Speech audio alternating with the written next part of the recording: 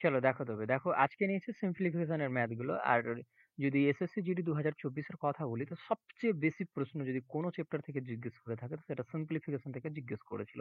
প্রায় শিফটে SSC GD 2024-এর যদি দেখো, তো 3টি করে প্রশ্ন এই সিম্পলিফিকেশন থেকে জিজ্ঞেস করেছিল। যদি অন্যান্য ইসের কথা বলি, 2019-এর কথা বলি, বা 2021 বা 2022-23-এর যদি কথা বলি, সেখানে দেখতে পাবো একটা জিনিস, কি একটা বা দুটো প্রশ্ন সিম্পলিফিকেশন থেকে জিজ্ঞেস করেছিল। প্রায় শিফটে একটা বেশিরভাগই জিজ্ঞেস করেই করে 100% এই চ্যাপ্টার থেকে। বাট এসএসসি জিডি 2024-এ সবচেয়ে বেশি প্রশ্ন জিজ্ঞেস করা হয়েছিল এই সিম্পলিফিকেশন থেকে, দুটো থেকে তিনটি, প্রায় শিফটে তিনটি দেখা গেছিল। তো দেখো, যদি এর পরবর্তীতে তিনটি আসে বা দুটি আসে, তবে তিনটি যদি আসে তোমার 6 নম্বর কভার হয়ে যাবে, আর যদি দুটি পেয়ে যাও তো তোমার 4 নম্বর কিন্তু এখানে কভার হয়ে যাবে। দেখো এই ভিডিওটাও খুবই ছোট থাকবে, একদম ছোট থাকবে, তোমরা ক্লিয়ারলি বুঝতে পারবা। আর দেখো অনেক ছেলে কি করে, এই জায়গাগুলো মিস করে, কোন কোন জায়গাগুলো, সেই জায়গাগুলো আমি ক্লিয়ার করে দেবো এই ভিডিওর মাধ্যমে। আমি মেনে চলছি কি, যারা ভিডিও দেখছো তারা তো একেবারে জিরো লেভেলে আসো, সেই ভেবে আমি কিন্তু এই ভিডিওটা তৈরি করছি। তোমরা ক্লিয়ার হয়ে যাবে, সমস্ত কিছু আমি এখানে নিয়েছি। দেখো বদমাস নিয়ম কাকে বলে, আর সিম্পলিফিকেশনের সবচেয়ে বেশি বদমাস নিয়ম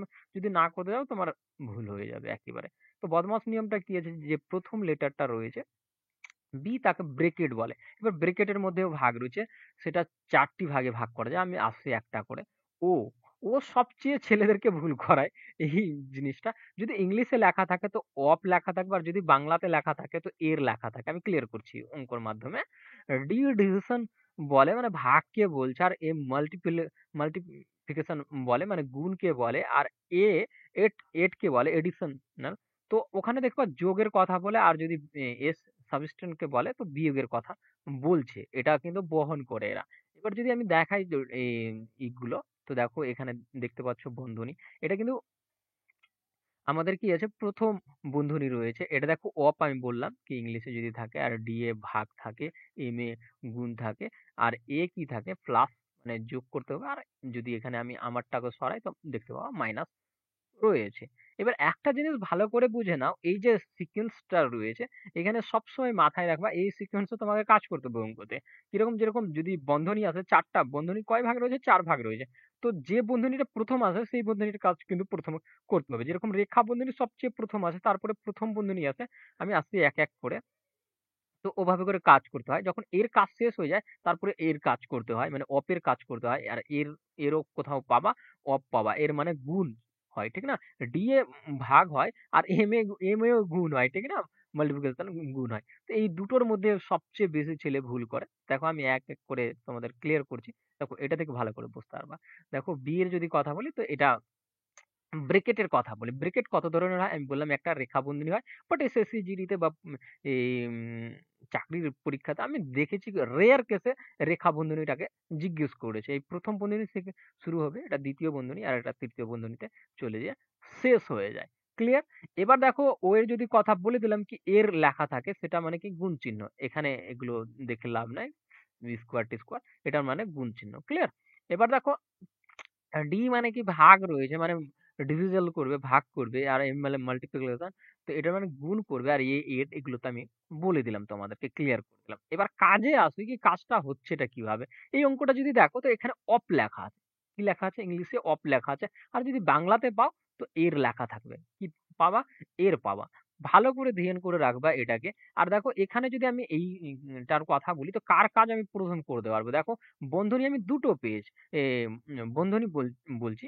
বন্ধনী কিন্তু আমি একটা পেয়েছি। কি বন্ধনী পেয়েছি, প্রথম বন্ধনীতে। এর কাজ আমি সবচেয়ে প্রথম করতে পারবো। ক্লিয়ার? তো বন্ধনীর কাজ করার পর আমি এক একটা করে বুঝিয়ে দিচ্ছি। বন্ধনী কাজ করার পর আমরা কার কাজ করতে পারবো, এর কাজ করতে পারবো। আমি যেরকম এখানে দেখালাম, কি এই বন্ধনীর কাজ সম্পূর্ণ ক্লিয়ার হয়ে যাওয়ার পর এর কাজ করতে পারবো, এর বা অফ, ঠিক না?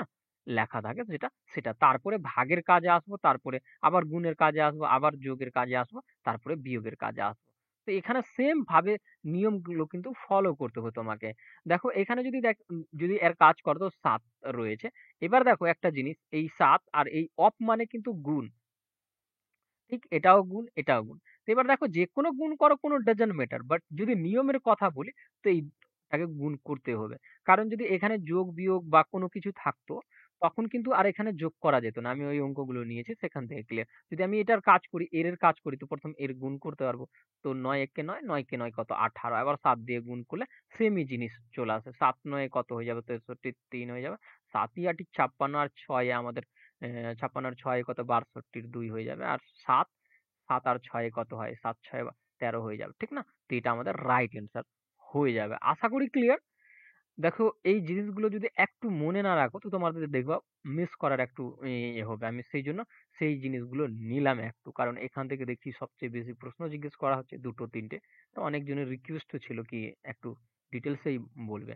তো দেখো এখানে দেখো অনেকগুলো ভাগ গুণ চিহ্ন রয়েছে আর ভাগ রয়েছে। তো কার কাজ এখানে সবচেয়ে ১ম আমরা করতে পারবো? তো আমি যেরকম যদি বন্ধনীর কথা বলি তো ব্রেকেট ছিল ১ম, এখানে কিন্তু ব্রেকেট নেই। ও ছিল, তো ও নেই। ডি এখানে আছে, ডিভিজিবল আছে। তো ডি থেকে শুরু করব, তারপরে এম আসবে, তারপরে এ আসবে, তারপরে এস আসবে। তো ডি মানে কি? ভাগ করা। তো ভাগের প্রসেসটা আমরা ১ম এ করব। যদি আমি কাটাকাটি করি তো দেখো এটা কেটে যাবে। বাট এখানে দেখো কেটে তো গেল। এবার যদি দেখো এটা তো শেষ। তো প্লাস কত? ৪১ গুণ এটা আর তারপরে ২৬ আর এটা। তো এখানে একটা জিনিস ভালো করে বুঝে নাও যে এবার কিন্তু আর এর কাজ হচ্ছে না। কারণ আমাদের ভাগের কাজ কমপ্লিট।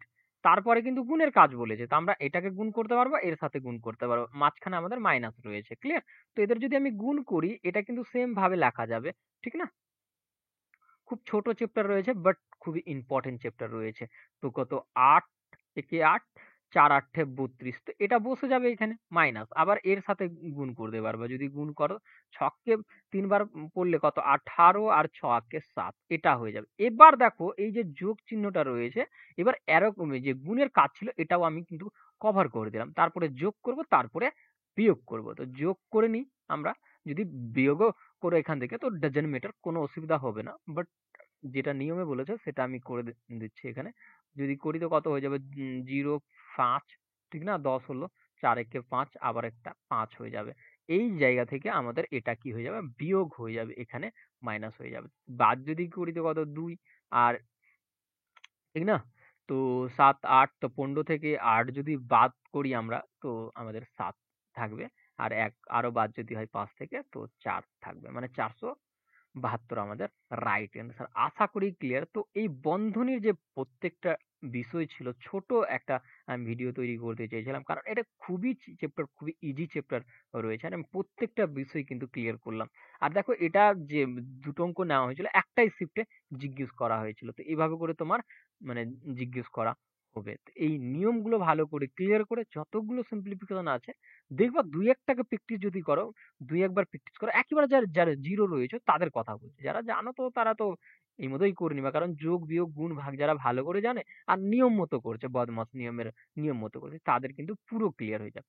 দেখো আজকে আমি একটা ছোট্ট ভিডিও তৈরি করলাম। এই ভিডিওর মাধ্যমে তোমরা সিম্পলিফিকেশন এর, আর দেখো ওভারকাও যদি দেখো ২০২৫ এর কথা বলি, সেখানে যদি দেখো ৩ টি জিজ্ঞেস করছে বা ২ টো জিজ্ঞেস করছে। ২ টো পারা মানে ৪ নম্বর তোমার কভার হয়ে যাবে। ঠিক না? একটা ছোট্ট চ্যাপ্টার। একটু যদি মন দিয়ে দাও এখানে তো। তো থ্যাংক ইউ। আজকের ভিডিও এইটুকুই থাকলো। আশা করি এই যে বদমাস নিয়মের যে বিষয়টা রয়েছে আর সিম্পলিফিকেশন এর সাথে কি রিলেশন রয়েছে বুঝতে পেরেছো। তোমরা ২-১ টা দেখবা প্র্যাকটিস সেট লাগাবা, সেখানে ক্লিয়ার হয়ে যাবে। ঠিক? চলো আজকের ভিডিও এখানেই থাকলো। Thank you.